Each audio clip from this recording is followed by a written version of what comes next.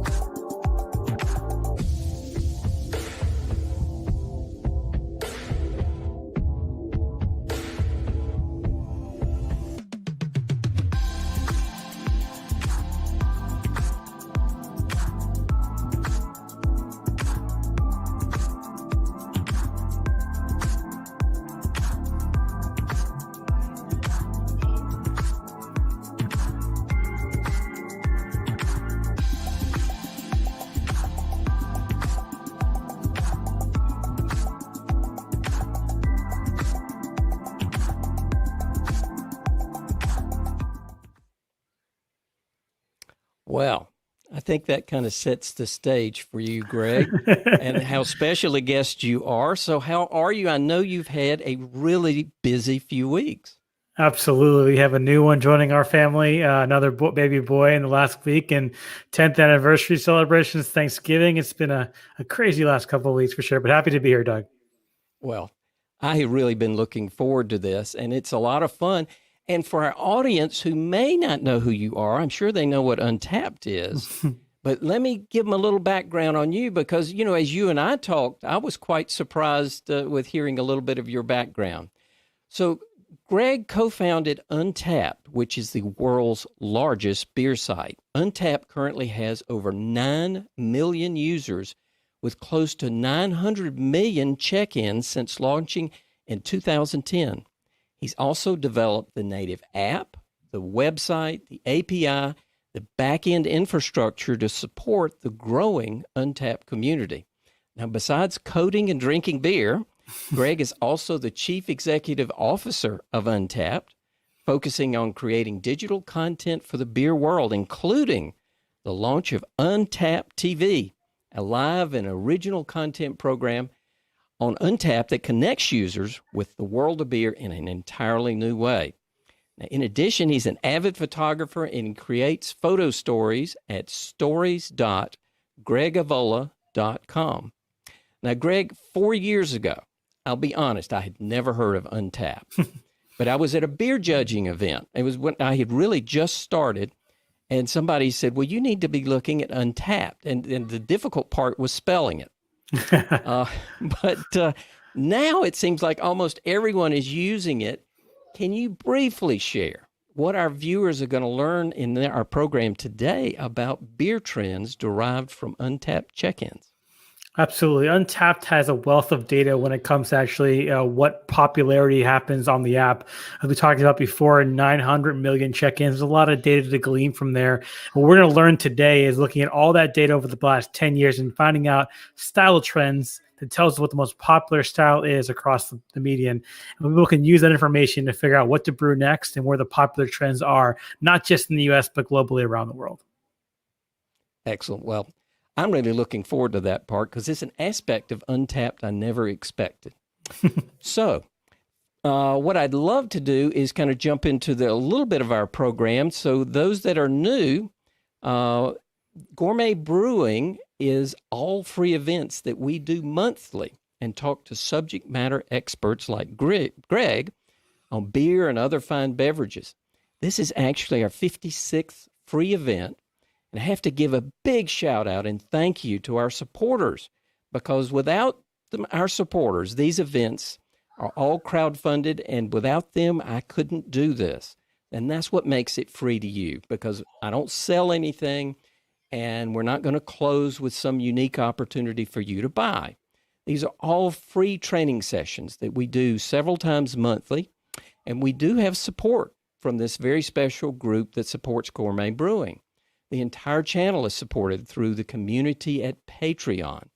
And Patreon is how we're able to deliver this content. So if you're interested in supporting Gourmet Brewing's programming and becoming part of the solution, I encourage you to drop by our Patreon page and just check things out. Maybe there's a level there that would suit you. Again, what most people do is they do about the equivalent of a beer each month. So I would sure appreciate it. Now, another thing that's a big help, a lot of folks, when they are exploring, maybe jumping on and doing a Gourmet Brewing program, is they look to see how many followers I have. So if you don't mind, in the upper left-hand corner, maybe this corner, no, I think it's this corner, sorry. Eventually this will get to the right direction. If you click on that, you're not going to get anything. You're not going to get spammed. It doesn't add you to anything. All you do is get an alert when I go live. So that really helps. So if you've done that, and just a reminder, if the webinar is not playing correctly, refreshing your browser window solves most issues. And you can also reduce the resolution of the program by clicking on the gear in the lower right-hand corner of your screen. We have an Ask a Question button down there. It looks like we've already got one there in the hopper. If you'll click on that. And also the polls would be a great help. Greg has a question in there. I have a question in there on future programming. So please, you just vote for one item and move on. It won't take you 5 seconds to answer the polls. I'd love to see everybody using the chat screen. I think that's a super important part. And I see Elliot and Jennifer. I know I've seen Crispy. There's Crispy, Tom Gentry, Julia. A lot of great folks there, and I so appreciate everybody. And I know I didn't mention everybody's name, but please kind of join in, because that's how we all kind of get to know. It's sort of like a pop-up group here. So now that we've covered everything, I think we can transition right into the top 10 2021 beer styles. And if I'm successful with clicking everything, there we go. I think awesome. I have got Greg. Now, Greg, I know you've been busy with the little one, and you mentioned it earlier. Are you having any time for any fun? Well, it's tough to have fun when you have a 3-year-old that's about to turn 4, and our son just turned 1 month old. So I'm doing the best I can, drinking some good beers and seeing what's happening on Untappd. And that's pretty much my method of fun there. Well, and you've also been doing quite a number of programs. I mean, did I see you did one last night? We did, yeah. So we're at 55 episodes we've done for our virtual happy hour series, which we do typically every Tuesday, Wednesday of the week at 7 p.m. We don't have one this week, obviously, but yeah, we've done a lot of shows with a lot of interesting people. It's always fun to kind of engage. And Doug, like I mentioned before when we talked in the pre-show, it's we don't get a chance to go out and do this in person, so it's great to just be able to chat with someone about things we are passionate about and drink a few beer over that as well. Well, and the fun part to me is, I mean, we get to kind of hang out with people we'd never get to hang out with otherwise. Absolutely. The thing about these virtual events that are so appealing is you get in front of a computer, you pop up on your screen, you can meet some people that you probably never would have met before because you're not in a bar with them or a brewery. So it's definitely been, innovation from despair of what's happening with everything around the world today. Well, great. Well, I know I really enjoyed our pre-stream that we had, and we were talking through, and I was so surprised as we talked about possible subjects, how much data that there is with Untappd. And I guess I knew it internally, but you're actually doing something with it. You're making this all mean something, and I don't think anybody's done that before, have they? Well, no, I think that one of the power of Untappd is the amount of data we do capture. Like you mentioned at the top of the show, we have 900 million. That's the time that I actually wrote the bio. We have close to 955 now million, another 55 million since I wrote that from there. So I think the aspects of what Untappd can do is, yes, this is a social media application to be able to log and check in your beer. Behind the scenes, we're able to take some of that data and derive it to help make decisions about, how things are going. One of my favorite things to look at on tap from a data perspective is when you take a highly rated beer, and we have something called sentiment analysis that we'll talk about in the presentation later, and see a highly rated beer all of a sudden get low marks. You can kind of match those together and you can get a better understanding of, well, maybe it's a tap line that has been cleaned, or maybe it was something else. It's a lot of data behind the scene to help people actually see what Untappd's all about from a data perspective, which is great for both the consumer and also ourselves as well, to see what's going on. Well, I know in my the Beer Connoisseur series that I did, all the brewers talked about Untappd feedback, and while there were mixed emotions, which is not really Untappd's fault, they all were so respectful of the data and how they use it in their brewery to. I haven't heard them talk about the level of detail you have with a tap line, right? But to kind of assess how a new beer is doing. Doug, there's a lot of things that can be unpacked from that. One of my favorite comments or history that I've heard is there's a local brewery in New York where I used to live called Bronx Brewery. They're not as little as they were back then. And when they were little, they were actually sending, sixtels and kegs to these bars. And there was no feedback from them, unable to okay, is it on draft or not? And what they used on tap was, if the beer was showing up in that bar, they made the assumption that somebody put it on draft. And if they hadn't over a 30 or 60-day period, they made the assumption that they didn't put it on there, and it gave them the opportunity for their salespeople to go back out and say, hey, you bought this beer. Why isn't it on there as well? So there's a lot of ways to use Untappd data in different ways. You mentioned about the brewers looking at them. And look, we live in a rating culture, and sometimes there are going to be negative things that are said from that side. But I've heard stories of startup breweries saying, hey, let's go to the bank with a loan, saying we have an Untappd rating of 4.5, give us a loan from the bank. That's the craziest thing I've ever heard in my life from an Untappd perspective there. But, we do respect the ratings, and we're glad that people do respect them as well. I think one of the reasons why it gets to that level is that people are rating it as if they like it or not. And it gives a real accurate rating globally of what a beer perception is, which helps everyday drinkers, whether you're an expert that knows a lot about it, or they're getting right into it, all come together and figure out a global rating for that particular beer, which makes it a little more honest from that perspective.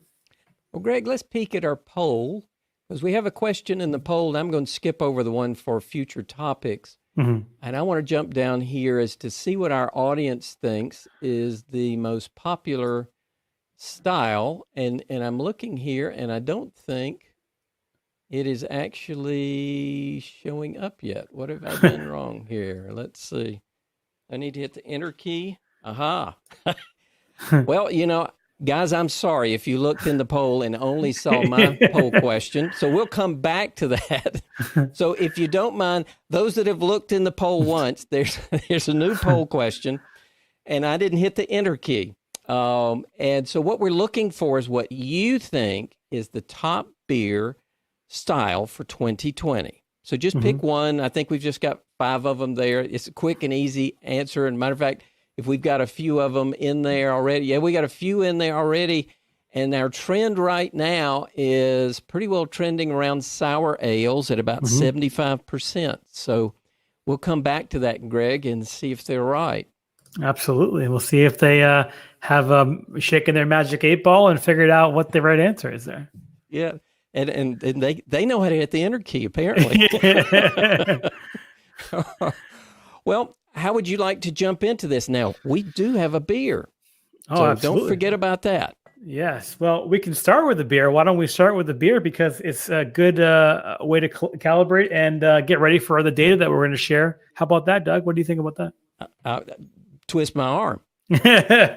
So I'm going to go ahead and pour the beer, and I'm looking for you to kind of do some description of it while I try and do a pour and not spill it. I do want to look, though, while we're talking, and I think it's fun to look at the labels. So we're going to be looking at the Celebration Ale. And this one, I think, is especially fresh. We can look at that packaging date, 10/16/20. So that guy's maybe, 5-6 weeks old. And So mine in my hand is 10/13. So we are very close. We are very close. So, Greg, I'm going to let you talk to it while I pour it. Well, this is one of my favorite holiday beers. Obviously comes out every single year. And Sierra Nevada is obviously, it seems like they're the king when it comes to producing the perfect beer to enjoy in the winter season. Where I'm located, we actually get colder weather. So that's an amazing thing. As we pour this beer here, the color is the first thing that kind of you see there, the dark red notes of this kind of a hoppy amber ale, fresh hop beer. The head is pretty significant on here. He did a much better job pouring than I did. But you can see here, it's a nice head on the top there. The aromas, oh, perfect. You know, if you never had this beer before, it will taste like more or smell like an IPA, but it's got way more fruit from that perspective and nice flavoring across the board. Just more malty and just all around good red IPA. I mean, it's hard to put an exact name on success, but this beer is actually a very, very good beer and definitely enjoy it every single year it comes out. So this to me says winter is here and we'll enjoy it. Yeah, just the aromas fill the room. Yeah, you've got a little bit of faux mustache there. Yeah, exactly right. Someone in the chat saying pouring a 2010 version. Wow, that's a little far away from that perspective. I guess you're celebrating 10 years of Untappd. Maybe that's what you're doing. So there you go. Yeah. Joseph, you'll have to share there in the chat what the characteristic, because I'm pretty sure there's no hop characteristic left. Yeah, absolutely not. So, you know, Greg, I was telling you, and my audience coming up, they're not aware of it. I had a special project with Sierra Nevada where I'm going to capture the story, the brewer's side of brewing Celebration Ale. So it's a lot of fun, and it's actually going to be December 17th. We're going to do a live stream with the head brewer, and we're going to be talking about the extent that they go to brew this beer. It is they turn that brewery upside down. That's interesting. I'm a huge fan of Sierra Nevada personally, but I will say this, Doug, I have not been down to the new brewery in North Carolina, and I've just been really jealous when I see my friends post pictures of this monstrosity they have down there of their brewery, and it is pretty epic, I have to say. Looking forward to a next trip down there when all things get better around these parts. Well, I don't know if he originated or not, but Chris Fry, who's there in the chat, when I was talking to him about it, he called it Malt Disney World. That sounds about right. Yep, just put that in the comments. So it really is true. It is one of the most fabulous breweries that you will ever visit, and it was a lot of fun getting to roam through there during COVID when there's absolutely zero public in there right now. Their parking lot is empty in the front part. It's got to feel weird, especially the size of that brewery, from that side. Well, and pre-COVID, I think it was considered the second most popular restaurant in all of North Carolina. Yeah. I don't know what's first, so don't ask me. I always forget about the restaurant side. That's a very, very big part of what they do. People think of just the brewery, but there's a huge, retail hospitality assessment there that makes it a place. Only thing I can compare it to, Doug, is when I went out to California, I visited Stone Bistro Gardens in Escondido, California. Very similar, not as big and not as blown out, but they have everything stone slabbed, koi pond garden, everything's there that you would expect from Stone. Even their newer locations, the one in Liberty Station as well, have the same kind of look and feel. But that's what I'm imagining it's like there. You walk into this huge aura, the hop room, the environment there, and it really catches you by awe. It really is, and I'll give everybody just a little taste of what I learned with the Celebration Ale. These immense bags of hops that they put in like giant tea bags, and they have to dismantle all this equipment to make it work, and they have these open fermenters that just gives volumes and volumes of foam, and I've even got a time lapse of that, so that's awesome. It is pretty wild. But I don't think it's the top style for 2021, is it?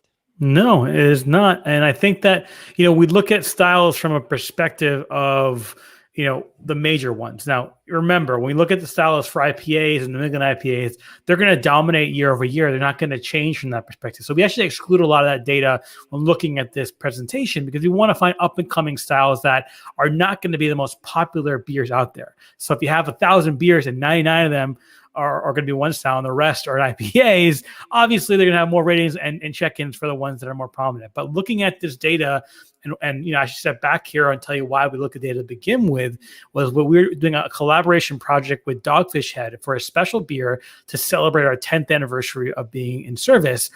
And I remember when we went to talk with Sam and he came up with the idea of making this beer, he said, how about we actually apply it to the data that comes in your app and figure out what exactly is the style of choice. And if you're familiar with this project, I remember my first check-in, which is the beer we named it. That is the sour ale, which was the most popular style of 2020. That if you guessed it right in the polls, kudos to you. Or maybe you had one of the beers before, but that's what the data showed, and we'll go into more detail about that and show what the levels are. But that's really what it comes down to, and look at the styles there. Well, let's peek at the poll and we'll see what everybody thought of prior to your announcing that. 55% of our audience thought it was sour ale. Mm-hmm. Now, I will ask you so we can come back to our data. Do you know what second is? Let's look at it. Don't answer it. I won't answer it. Go right ahead. You can figure out number 2, right? So we can kind of keep going with this? Yes, you got it. Okay. All right. So keep going with the poll.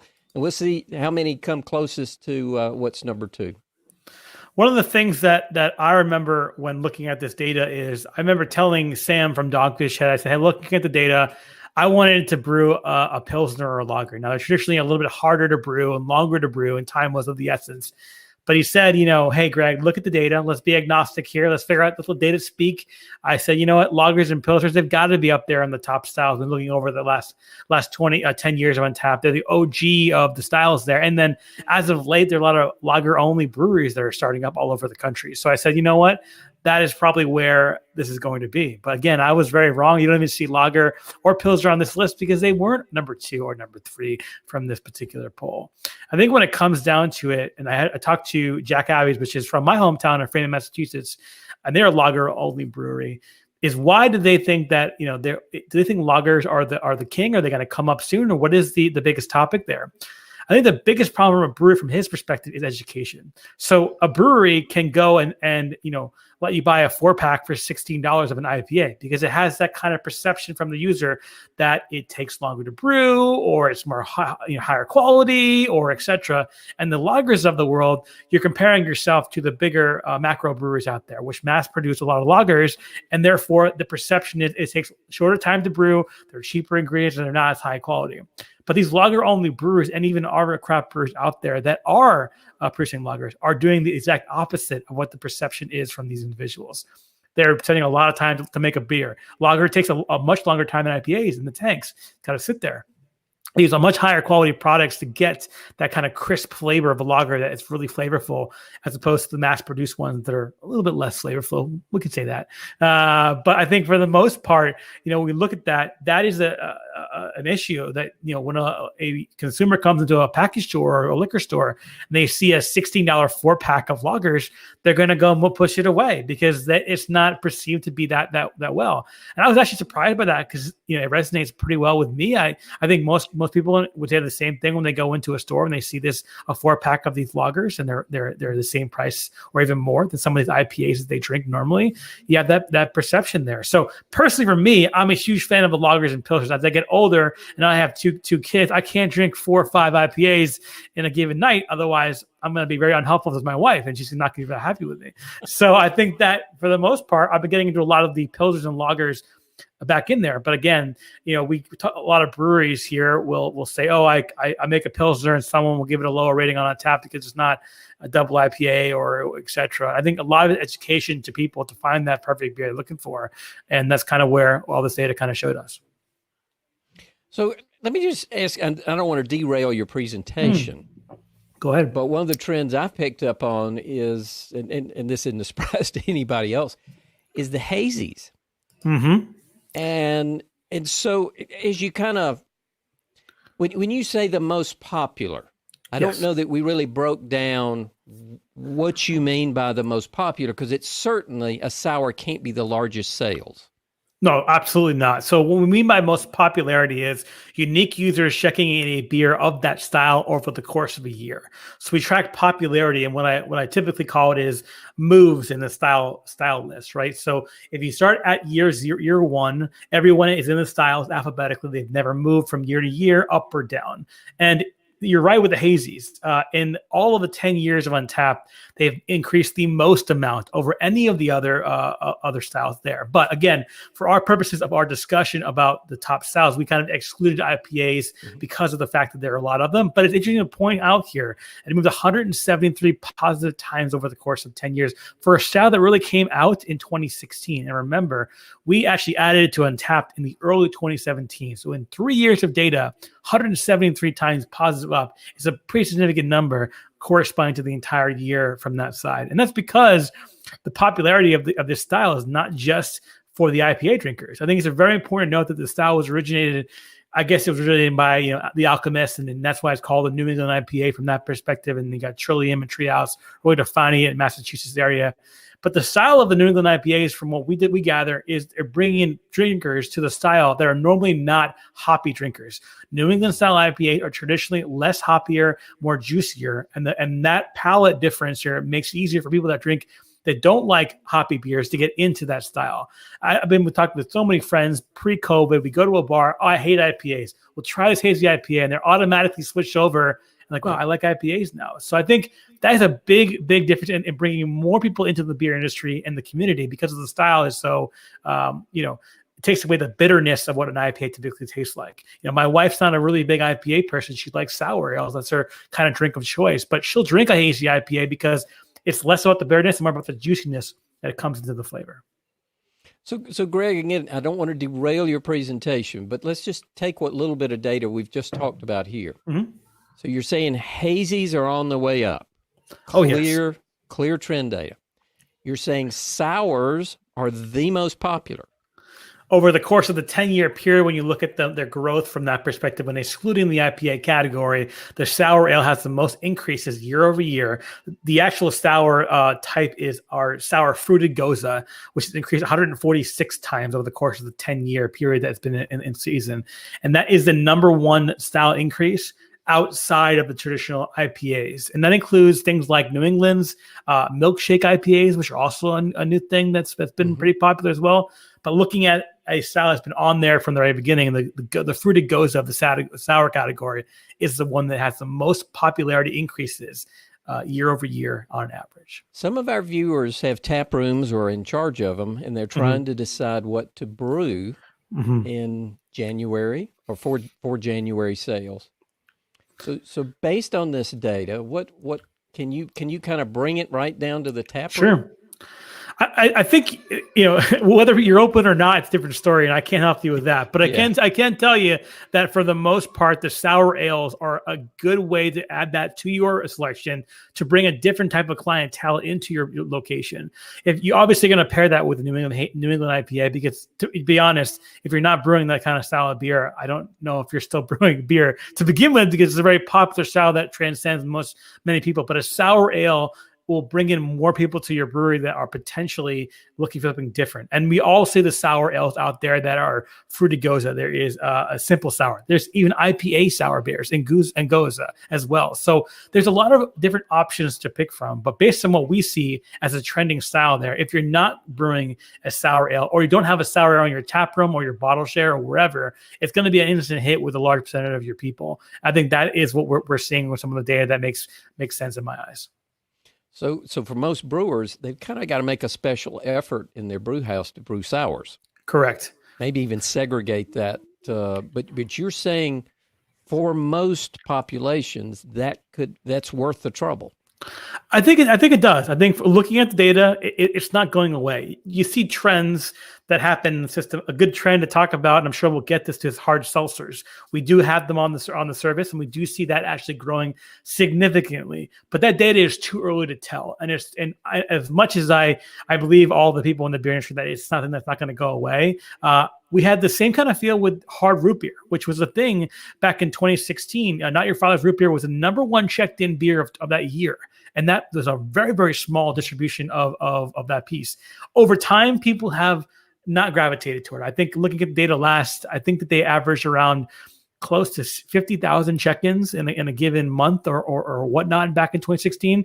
Now they average around 50 check-ins a month. So you'll see the decline over time of that particular product. And no one really makes hard root beer as much as they did back when that beer was released back in 2016 and 17. So does that sort of mirror the black IPA? It's the same thing. Yeah. They were at the height of their promise around 2014, 2015, and they just kind of situated and kind of gone down. Another example, Doug, is the session IPA, the kind of low alcohol IPA, not the low calorie stuff that's really popular right now, just the low alcohol IPAs were very popular in 2018 and then started to dissipate as well as New England's became into the situation. So sometimes styles cannibalize each other. I think the New England IPAs kind of cannibalized the session IPA because it was still a relatively low alcohol content from that perspective, but the flavors made it feel like you're drinking a much more palatable beer as opposed to a session IPA. So you mentioned at the top of this conversation that styles fluctuate pretty frequently when it comes to these things. And what we use the Untappd data to just show pure trends over the course of a couple of years to make a big impact on what that looks like from a taproom perspective. But to answer your original question, definitely recommend the trouble going to the sours to get that into your taproom. So is there, and I'll have to admit, I really struggled in my engineering statistics class. I barely passed. That was one I was glad to be out of with, and I won't say how low my grade was, but it was nobody was proud of it except me. But in your trend data, are you seeing, and you mentioned the hard ciders, and Crispy there in the chat has said, let's not even talk about them. Well, are there any slopes or anything that's sort of an indicator to you that it might be short-lived? Like was the slope for the black IPA or the slope for the hard root beers or anything indicative? Right now, nothing I can see. It is skyrocketing like there's no tomorrow. And time will tell. But just to give you a perspective on average percentage of check-ins year over year for the styles, it went up 1,100%.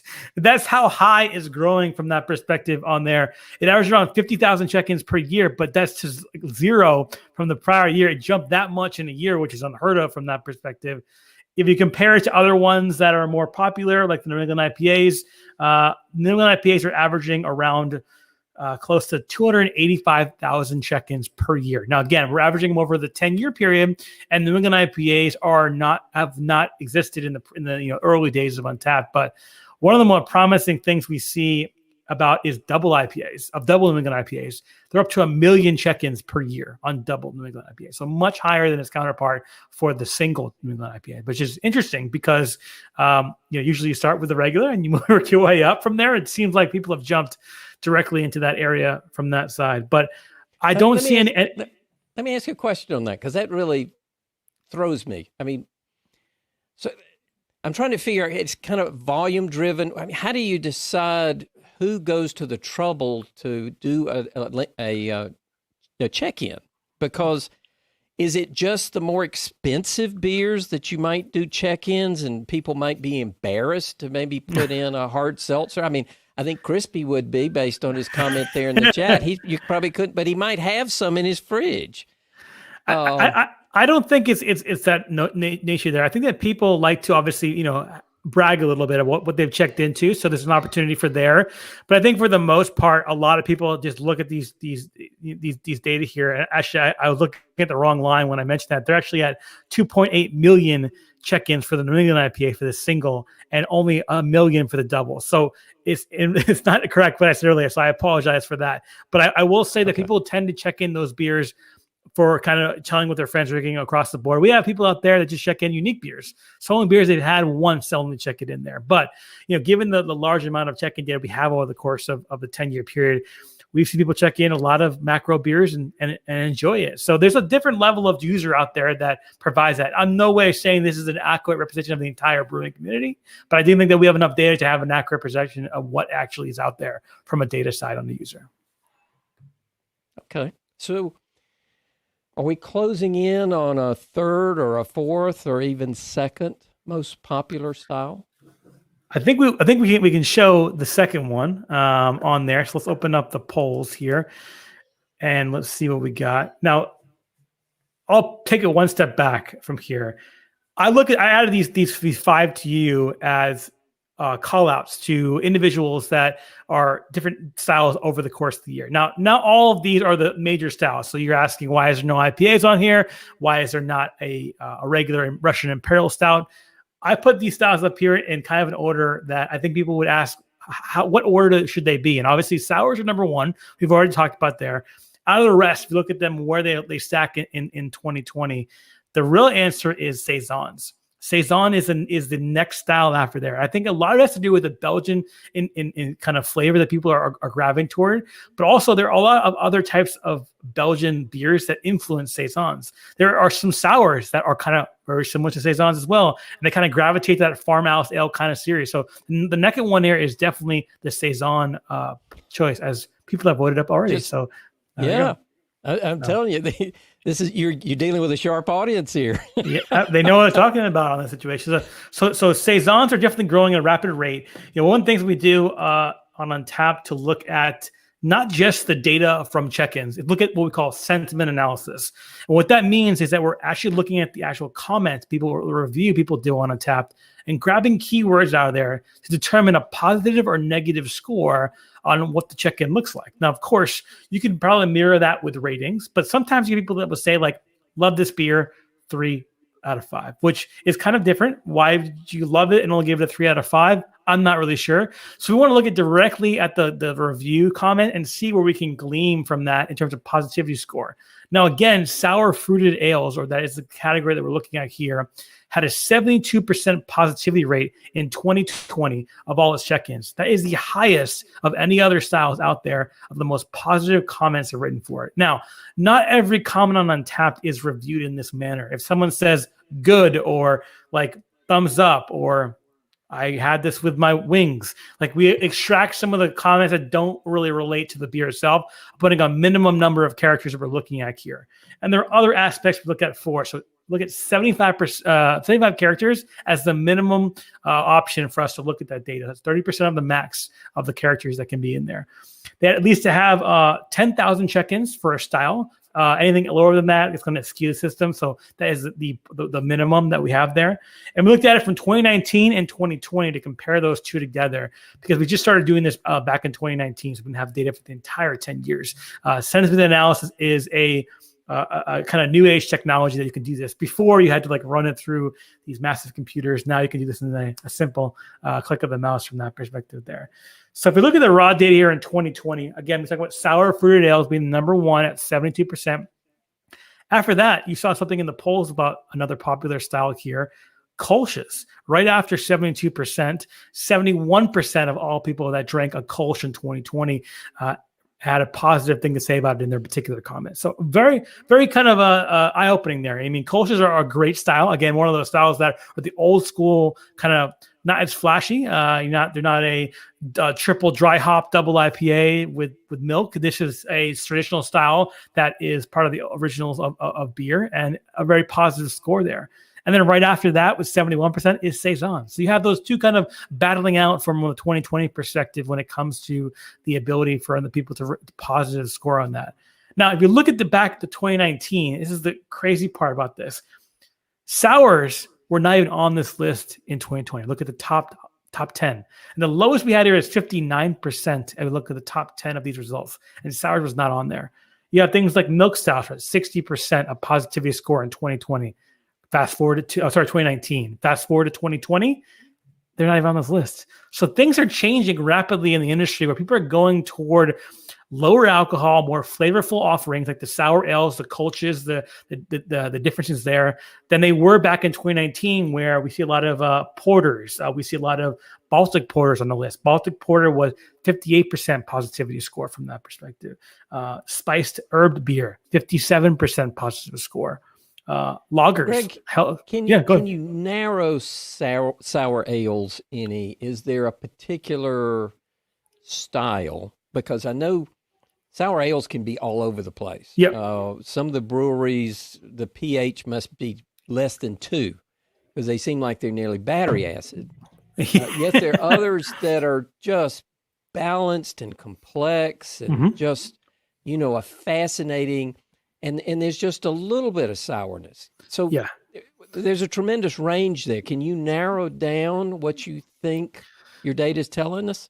Sour fruited is probably the highest one we've seen. This is more of a sour with a fruit, a pear or something along those lines. Or I remember my first check-in beer that we did with Dogfish Head was a sour fruited ale. So it was a sour base with a fruit or a grain that is locally provided to your brewery itself. So that's what we see the most.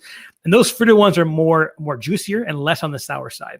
But also we see ones on here called sour fruited Berliner Weiss, which are incredibly on the sour side. So we do see both of them here, but our data kind of suggests that it's on the less super puckery, in your face kind of stuff, and the more mellow out that provides the most amount of positivity score. Now, if you're a sour fan, you probably want that Sour Patch Kid-like taste in there, which is funny because a local brewery, to me, actually made a Sour Patch beer, which was the most sourest thing I've ever had in my entire life. I couldn't drink more than a couple sips of it.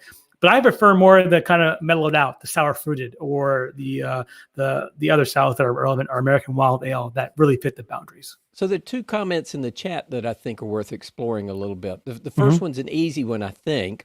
And Crispy talks about a Flanders Red with cherries. Yes. Can you narrow down, is there a particular fruit? And then after you do that, I'd like to hear what you think COVID has done to styles.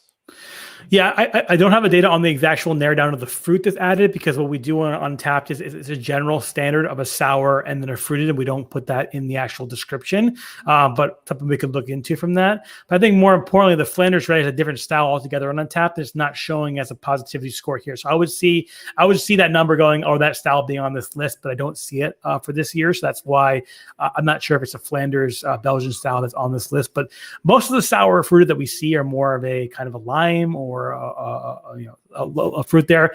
And again, remember, when this data was pulled, it was probably around, I would say, October-ish. We just kind of finished with the summertime. So summer beers, sour fruited with lemon, lime, going to be popular on that list from that side. And then from a COVID perspective, I think it's interesting. I think that a lot of breweries and tap rooms obviously having a hard time moving product, especially when it comes to drafts. And a lot of them are doing more cans and oriented. And it takes longer to do a kettle sour sometimes. It takes longer to do more of a fruited sour because you got to let it ferment and you got to let it sit there, especially spontaneously, wild beers from that perspective. So I think it has an impact. I think breweries more than anything are looking just to sell whatever they can. So this is relevant. If we're seeing data on here that says that these are positive beers that people will go out there and buy, then you should probably make at least some of them that you can actually go out there and buy when you need to get some cans out the door. Now, a lot of breweries are being a little bit less experimental now because of the situations that are happening around the world. So they're kind of relying on the IPAs and the IPAs to actually just sell the main thing. But if you're looking for bring a new crowd in there, sour ales, especially the fruited ones that take a little bit shorter time to brew, maybe you're a nice pick there.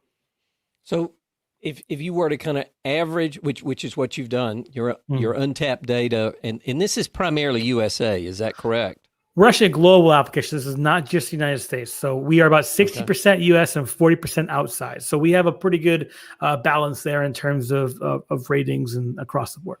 So in the trends that you were sharing then is a worldwide trend. Correct. Do you think it's much different domestically? I don't. I think that, beer, I think ratings are something that is interesting topic to talk about from where you live and where you're from and how you rate things. But I think from a popularity perspective, I do believe that this is kind of indicative of a worldwide kind of movement there. Now, of course, it usually starts in the United States. A lot of our data is from the United States, that prominently as the base layer. But you'll see other countries trying to catch up in terms of the New England IPAs are just getting over to England and UK and the other areas, and they'll permeate it across the United States and the world. So I do think that it does have some base in the United States, but I think it's more of a global trend that we're seeing. When it gets to those areas, I don't know, but it does definitely move from that area. So in our tap rooms for 2021, you're suggesting we should definitely have a sour in there. Absolutely. We should definitely have a Saison and a Kolsch. Yes. I think that... Go ahead, Doug. Sorry. Well, I was just going to say, below that, I've seen people do things with ciders. You put that one on the list, and meads. Where are those more obscure styles falling in? Ciders was actually a 70% positivity range for 2020. So that's why I put it on that list. I think that there's a couple aspects of why I think cider and mead are going to be relevant in 2021. Is that irrelevant? What's that? Did you say irrelevant? No, relevant, definitely relevant. Okay. Yes, relevant. It's because we have the hard seltzers come into play at the end of 2020, and people are flocking to them at high rates. A lot of it has to do with not just because it's a trend; it's perceived as a healthier alternative or something that people, drink from a perspective of, hey, I want to, drink socially, but I don't want to have all those calories and stuff like that. I'm not a doctor or a scientist, so I can't comment on whether it actually is that the case, but you do have that kind of slender can you see, the White Claw. It's more trendy, upscale, kind of the perceived value from a fitness or health perspective.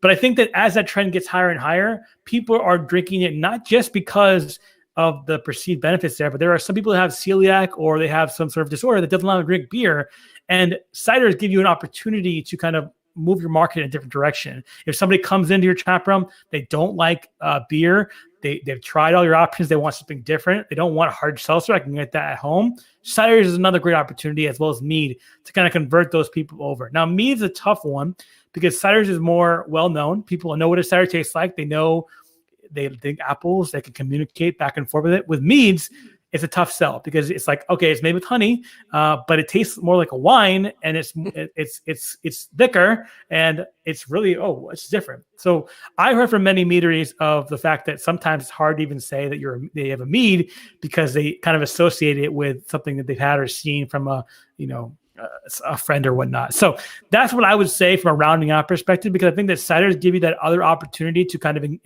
have people that come in and don't like it to engage, because they're not going to, if we're all able to go back in pubs and tap rooms and stuff like that, you're drinking socially with friends, you don't want to be that person with the water. So that's where I think cider is a good bet from that perspective on that side.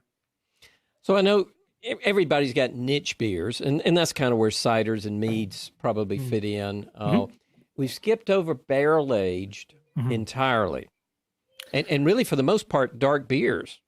Yeah, so ultimately we see a lot of dark beer check-ins, but they're not as prominent in terms of popularity overall. So they probably get cut off on that list from that perspective with the number of check-ins are going in there. We do see the other side of the coin, Doug, is that we see the top rated lists on Untappd traditionally have all Russian Imperial stouts or high alcohol. The common joke is that the higher the ABV, the higher the rating. So I think that a lot of people look at that, but they're not enough in a mass perspective there. Looking at the data from 2020, one stout that popularity that was higher than I thought was Stout's Imperial Double Oatmeal Stouts.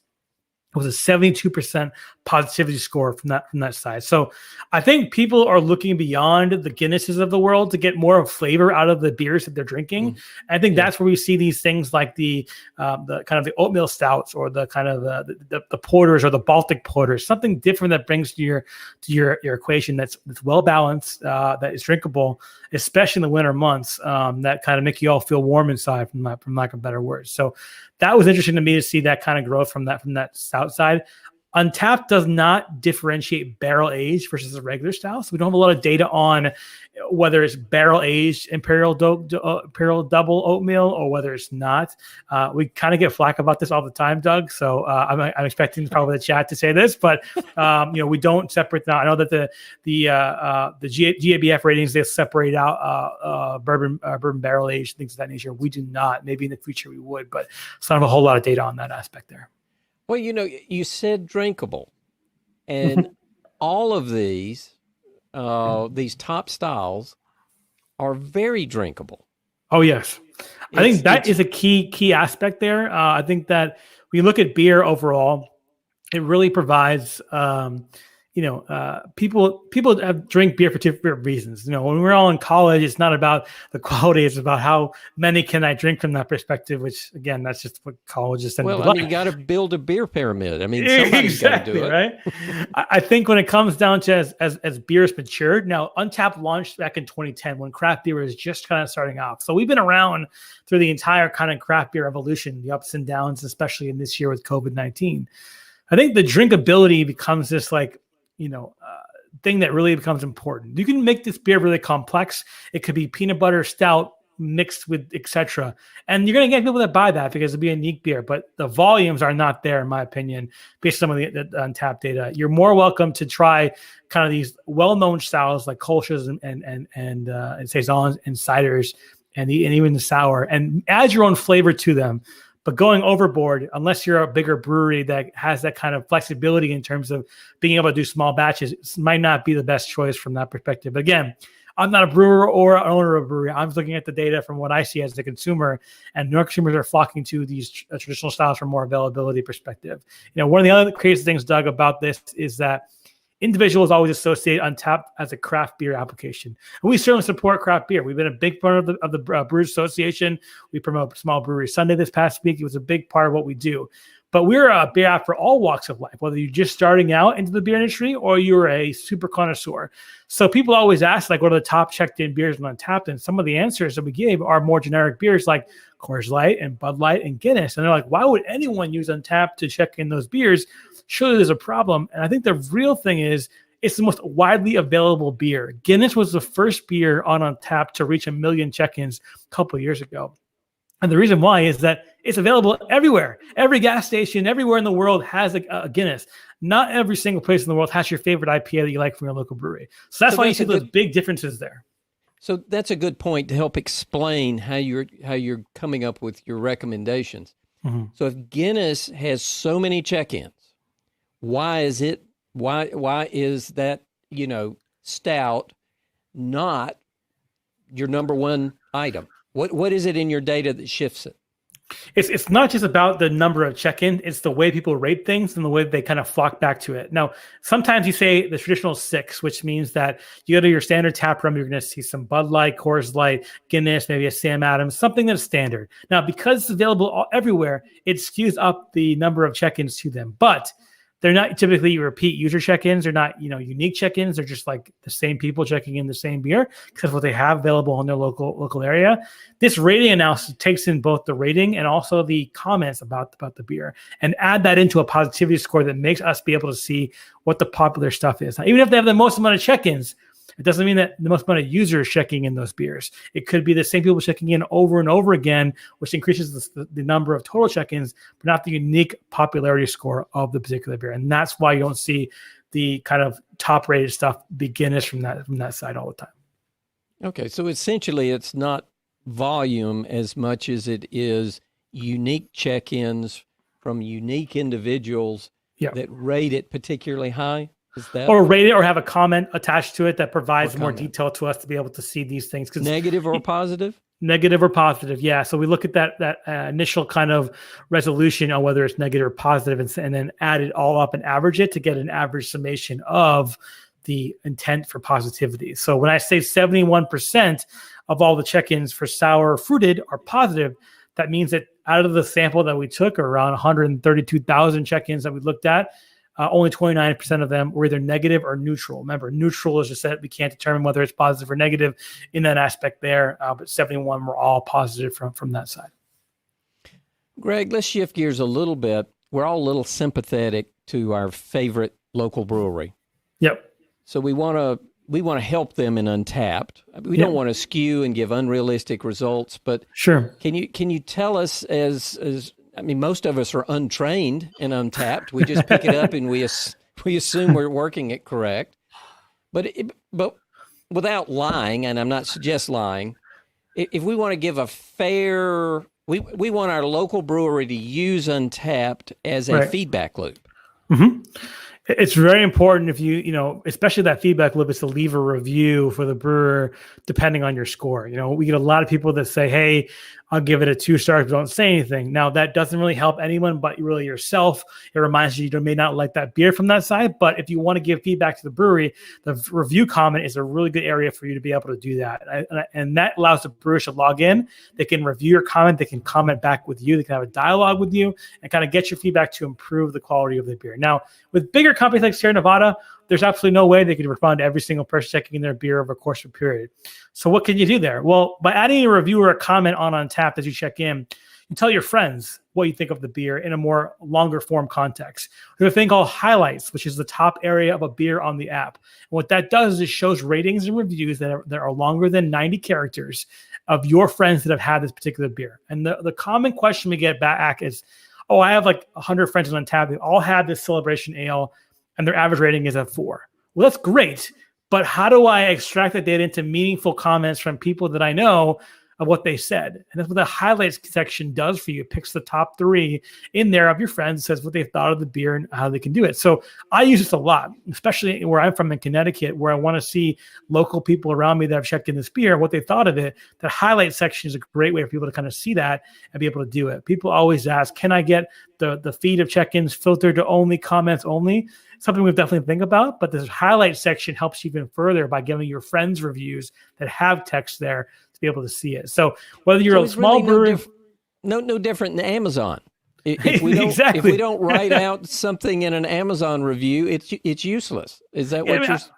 I mean, it depends. Everyone uses Untappd in a different way. Some people just want to rate it so they can remember what it is. But if you want to help the community and you want to grow your network out there and give feedback, it's always important to put a comment in there. Now, it doesn't have to be a beer connoisseur to the T there and fill up the whole box what you want and write a novel about it. We understand everyone on Untappd is a different stage of their beer kind of career or life from that perspective. But add something in there. Add some notes of what you tasted. Add some comments so that you can look back on it in a year from now or wherever it would be and know what you thought with it, not just having a 3 out of 5 with no comment on there. I try to add in some flavor to my own check-ins. Maybe it's more personal where I was just on, Doug's show. I had a great time enjoying this beer. It reminds me of what I was thinking about, what I was feeling with it, but it also helps people that want to look at read what your thoughts are around it, which is really important.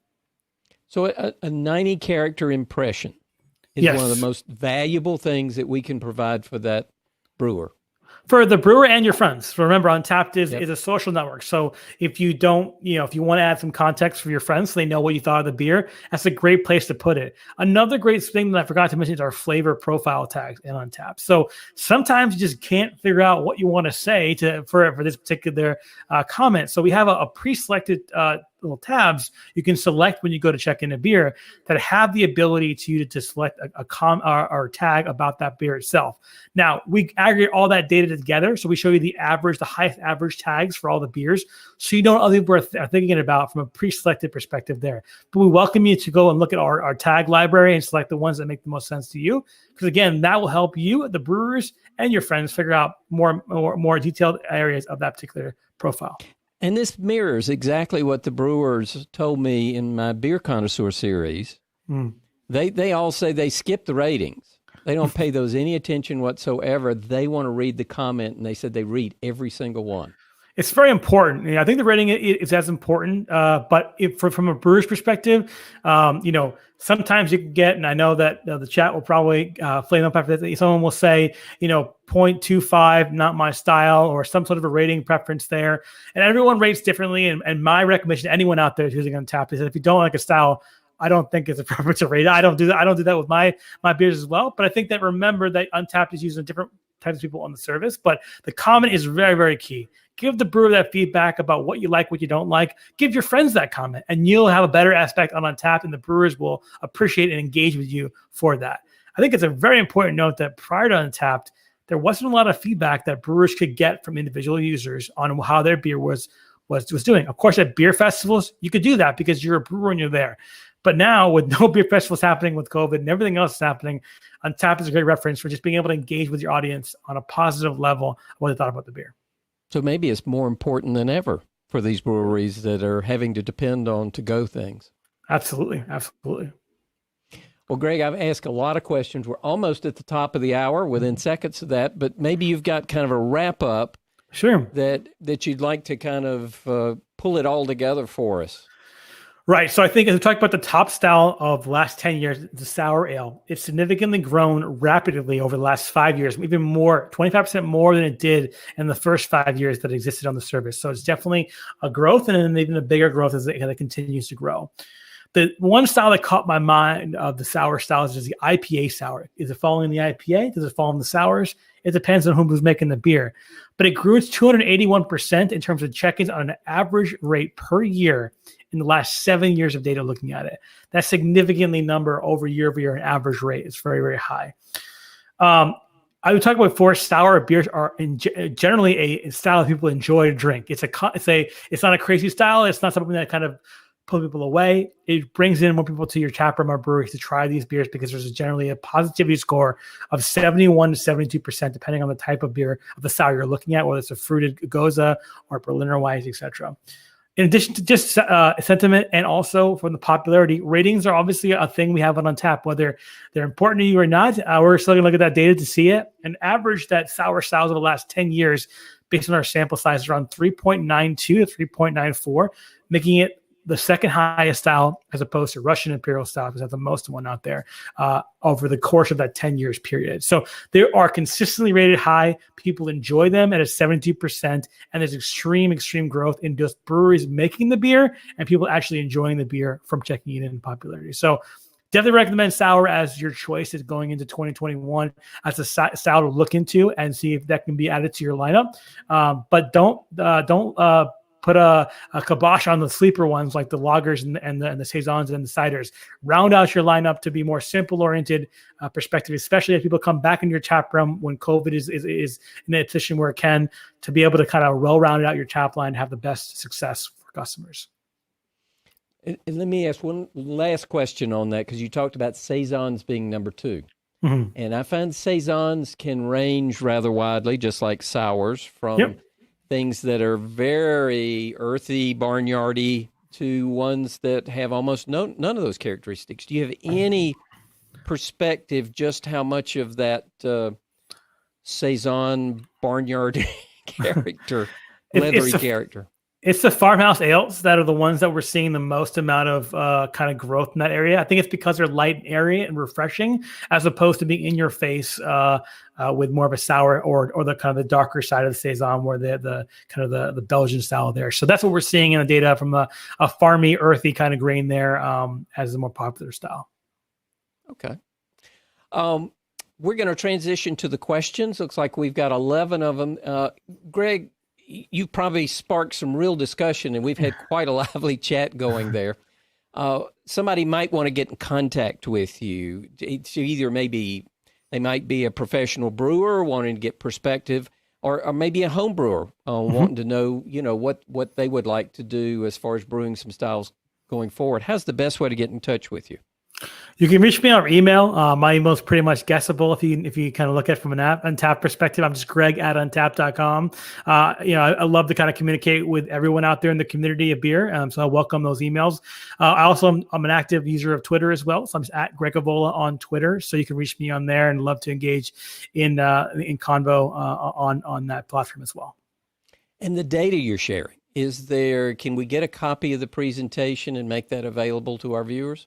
Absolutely. Yeah, I can definitely put that one together and we'll make it available for people to kind of look at. And this data came from our project with the Dogfish Head in terms of being able to come up with a style for that beer. So that's where this whole project started. And we've definitely been able to glean some pretty cool data looking at it from the entire 10-year span.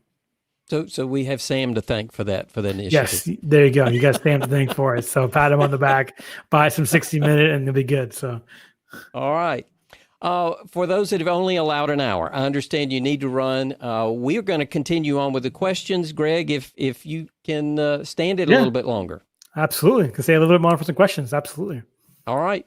So we're going to transition to the questions. If you need to run, know you can pop a question in there, and Greg will answer it whether you're actually live and online or not. It's better if you're here, because if we're a little uncertain about answering your question, you can clarify there in the chat. You can, if you look in the questions and you don't really want to wait for one, everybody gets one vote, and you can vote up a question so that the most popular questions are answered first. So that's what we're about to transition to. So again, for those that have to go, I completely understand it. I thank you for joining us tonight. Now, Greg, we're going to jump into the questions, and I'll read them to you one at a time. So our number one question right now is, will Greg create a special check-in location in Untappd for tonight's meeting so I can get credit for one more location?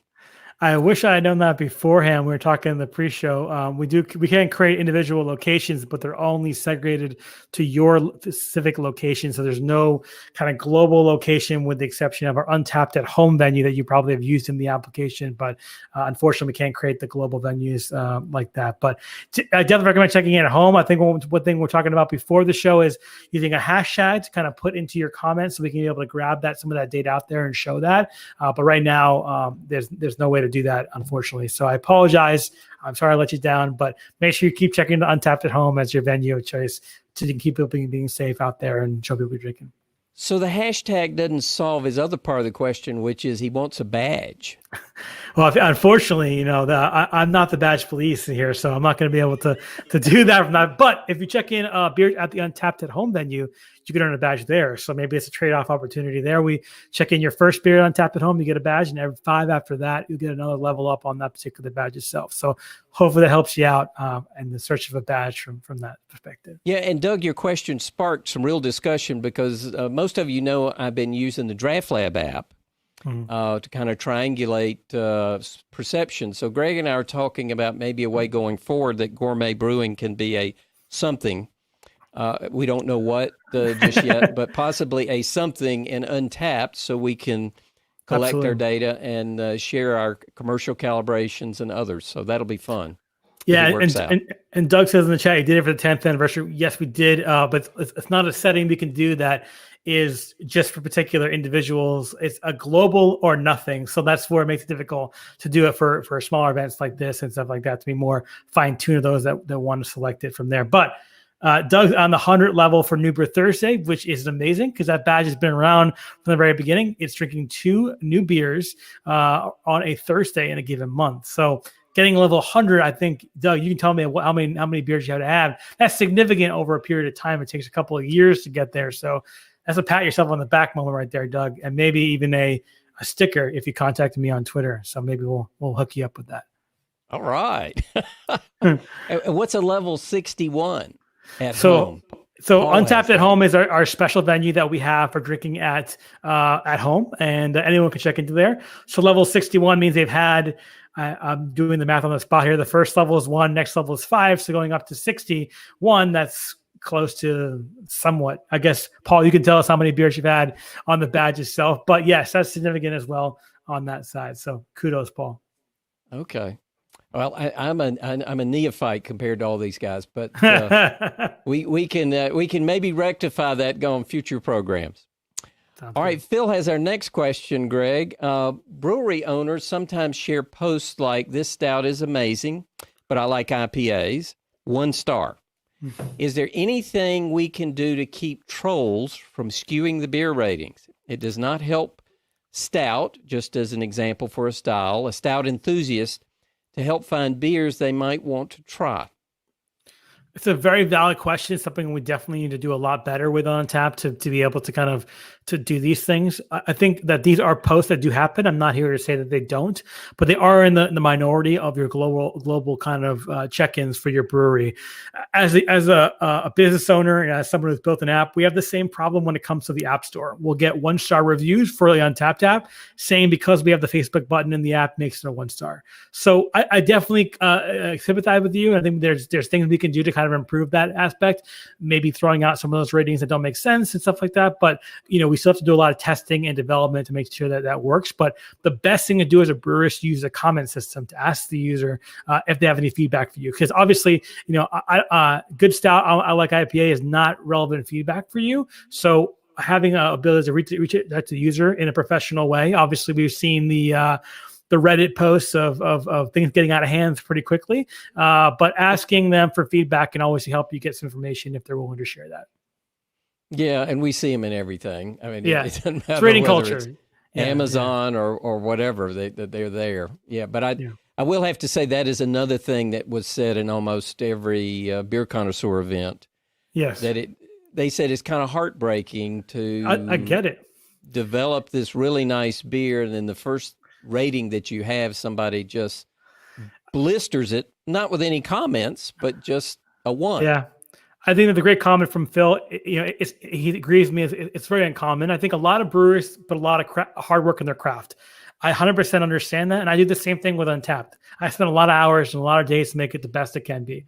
Not everyone's going to like your beer. And there are people out there that are just going to just put that out there. But if you look at it in the holistic perspective of all your ratings, all reviews, it's in the minority. And if you focus on the positive ones, that will make your day than the other ones.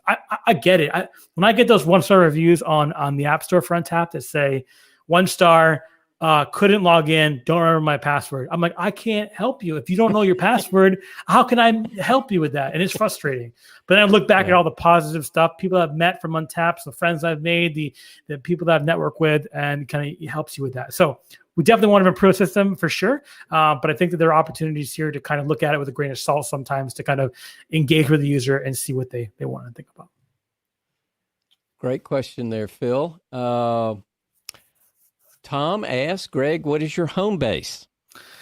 I assume that means where I'm located physically, and I'm located in Hartford, Connecticut, the dead center of the state. There, that's where I've lived for the last 2 years. I grew up in Massachusetts, so as I mentioned earlier, I grew up in Framingham, Massachusetts, home of Jack Abbey's, which is a great brewery up in Northeast here. Yeah. I lived in New York for about 6 years, in Manhattan area. But now I live in the suburbs of Connecticut, I guess you could say. So that's my home base. You really don't have that New England accent. No, my dad does. So I did not put it as well as him, but I can say things like "packet cat have a yard" and people understand where that comes from. But I don't speak that way. There you go. So someone just said New England Brewing Company in the comments. A great brewery in Woodbridge, Connecticut, about 45 minutes south of Hartford. Great brewery there. Their favorite beer is G-Bot and Fuzzy Baby Ducks are really good hazy IPAs. So shout out to that. And Chris is obviously saying shout out to UConn. I did not go to UConn, but Connecticut is one of those states that has no professional sports team, and we're sandwiched between New York and Massachusetts. So if you don't follow the Huskies and the UConn women's basketball or men's basketball, you're not a true Connecticut person. So I follow the suit,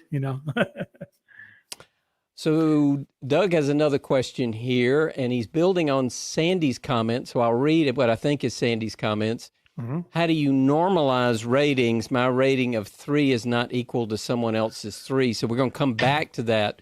Mm-hmm. So Doug has elaborated on that and said, building on Sandy's comment about normalization, is there some way that Untappd could suggest what qualifies a 3 versus what qualifies a 4? That's a very good question, something we've talked internally about and trying to figure out exactly how we can do that. What we don't want to do is become a dictatorship, in a sense, telling you how to rate something. We assume that a 1 to 5 scale with the quarters and halves and sometimes 10th ratings, if you're a supporter, is sufficient enough for you to be able to say what you like it or not. But we've seen over time ratings transition between going from like a rating system to a thumbs up and thumbs down. Netflix has a thumbs up and thumbs down for all their titles there. And there's definitely some science and data to prove whether it works. But I think what we can do is provide more rationale when a user rates something low. So when a user puts a 1 out of 5, maybe prompting them for a comment, telling them, hey, tell the brewer why I didn't like this beer so they can get some feedback on it. I think that's something that's interesting to think about, to normalize those ratings so that people know what's good and what's bad. Because again, a 3 to me means a totally drinkable beer. It's great. I just, if it's available, I will drink it. But everyone has a different perspective there on what they rate at. And if we can't normalize it or do it in a way, these ratings have now become useless. But the primary objective of what these ratings are supposed to do is to give them an opportunity to give it what they thought of it. And most people, the majority, rate them on a scale like it normally should. But you're absolutely right. We should do a better job of trying to normalize that stuff so it's easier for people to rate. If you combine the two, and that's what Draft Lab does. If you add I believe they call it the heuristic, they want to know, did you like it or did you not like it? And then they weigh the rest of your answers based on whether you liked it or didn't like it. Yeah, we've seen that in other apps as well. One of the key pillars of Untappd is usability and simplicity. So we want to be able to have that detailed rating store, but we also want it to be able to have the ability for us to kind of do it in a way where it's easy for people to rate and review. All right, so that was Doug's question, which built on Sandy's. I'm not sure if it's any different, but she was asking any normalization. My rating of 3 is not equal to somebody else's 3. It's pretty much the same thing, yeah. So, okay. Let's move to the next one. Howard's got our next question. Have you ever considered giving users the ability to make their ratings private? Very common question as well. We've talked about that. It's mainly the use case for breweries that work. Or brewers that work at other breweries that want to be able to rate stuff but not show publicly what it is. Right now, our only option is to make your account private, which means that no one can see your ratings or any public ratings unless your friends are. But sometimes you want to be public. You want your names to show up on things like check-in boards for our Untappd business platform or things of that nature, but they don't have the ability to do that other ways. So it's something we're thinking about, but nothing to announce just right now. The only workaround, like I mentioned, is to make your account private. Next question comes from Joseph. I tend not to post bad beer from a brewery because it's not great for posting. Should bad scores also be done? It depends how you're using Untappd. If you're using it for your own personal use, where you want to remember what you had, I think it's perfectly fine to put a score that's bad. But remember, we talked about before, using a comment to give the brewery that feedback is really important for them to be able to get information back from you. So to be honest, Untappd only is successful if you were successful with your ratings. So if you don't want to rate it, that's perfectly fine too. That's your choice. But if the brewer wants that feedback, it's kind of important for you to provide that to them if you are willing to do so. So it's really how you use it. For me, being kind of a public face of Untappd, I don't recommend it from my side because it could look bad for my company or anything of that nature. I will typically, if I have a really bad beer, I'll chalk it up to being a bad batch, or I'll reach out to the brewer separately and say, hey, what's going on? But I like drinking beer. I haven't had that terrible beer before. That's really bad. So use it for yourself. Remember to help the brewery as well in that aspect. Well, that raises a good question. So I picked up some beer that was within date. Mm-hmm. It was a very hoppy beer. It was an IPA, and it was oxidized. Mm-hmm. So, I guess I would feel, I don't want to embarrass them. They're a big brewery to write in there, well, you had oxidized beer, so I'm giving it a 2. Mm. What should I do? What would help that brewery? I mean, honestly, telling them it was oxidized before the date would help that particular brewer. They'd be able to say maybe it's a quality control issue. Maybe a lot of times we hear from brewers say, hey, someone gave me a 1-star review and said this out of code, and then finds out that a bottle shop was selling out of code beer. I mean, it helps the brewer at some aspect. I think low ratings kind of get this bad rap, like you're a troll, you're trying to lower the rating, which is really hard for a person to do. I mean, we have automated procedures that protect against these things, but if you're honest and you're trying to provide that data, it's helpful to a brewer. Just the same thing about that tap line scenario I mentioned earlier, where if you're telling a brewer that something is wrong, that could help them. My favorite story about this is there's a local brewer to me that says, hey, this beer that gets usually 4 or 5 ratings got 2 or 3. People were saying soapy residue. And he went into the brewery and he said, oh, look, the glasses that I'm serving him in are running too long in the dishwasher and it's exposing the soap to the resin of the glass. And you wouldn't have found that if you didn't provide that comment to the individual brewer. And that's where it's important, so that everyone gets the opportunity to do stuff. So Phil says, please contact the brewer via email or Facebook Messenger about the off flavors. And actually, that's what I did. I used LinkedIn and contacted someone in customer service, and they made it right. Mm-hmm. But it was a little awkward. I didn't, I just felt bad about saying, hey, I bought some beer and it's really oxidized. And so my question was really to them, you know, where's the issue here? And so they made apparently they had a bad batch, is a packaging problem, is what it came down. But they want to know that. Remember, they want to know the information. A lot of users and people say, "Hey, look, I don't want to be the bad guy here," but you're helping them as long as you're professional. You're not trying to troll them or do something ridiculous because you want a free hat or something. I don't know. They want to know the information, and they can get that from Untappd, and they can get that from the way you did it as well, and the way that Phil said to message them on Facebook. They want that information to help them. Okay, good question, Joseph. Crispy has the next question. Have you correlated the data you are mining against industry data, such as IRI data? We have not, but that is something that we're definitely looking into. We think that Untappd's data is as comparable to Nielsen and IRR data because we have accurate check-ins, people checking in, as well as demographic information and location information as well. So we think it's definitely as valuable from there, and we aim to be the standard for these things, but not right now. It's something we're definitely looking into as we build out our data products for Untappd as well. Next question comes from Paul. Are there any plans to increase the limits on Untappd API call returns? Love the service, but chaining through thousands of rows is rough. Yeah, so I'm assuming, Paul, you mean about when you want to pull down someone's history of beer, and if they have a lot of check-ins, you have to make multiple requests from that. Right now, the limit is what we can do. I think there are opportunities to do caching and prevent that activity from happening multiple times. But definitely something to reach out to me on. Maybe we can work on something together and figure out a solution from that side. But we do that to limit the availability of the data for the API to make it a good positive service for everyone. Because remember, the app also uses the API as well. So we want to make sure that no one person can take down our service from that perspective. That's why we have those limits in place to protect those. Well, you hadn't gotten any softball questions tonight. They're hard hitting me there. You want to know all the real things about Untappd. So hopefully I'm doing a good job. So David's got a good one here. We still call the hazies IPAs. Are they really IPAs? There you go. If you want a debatable topic, here it is.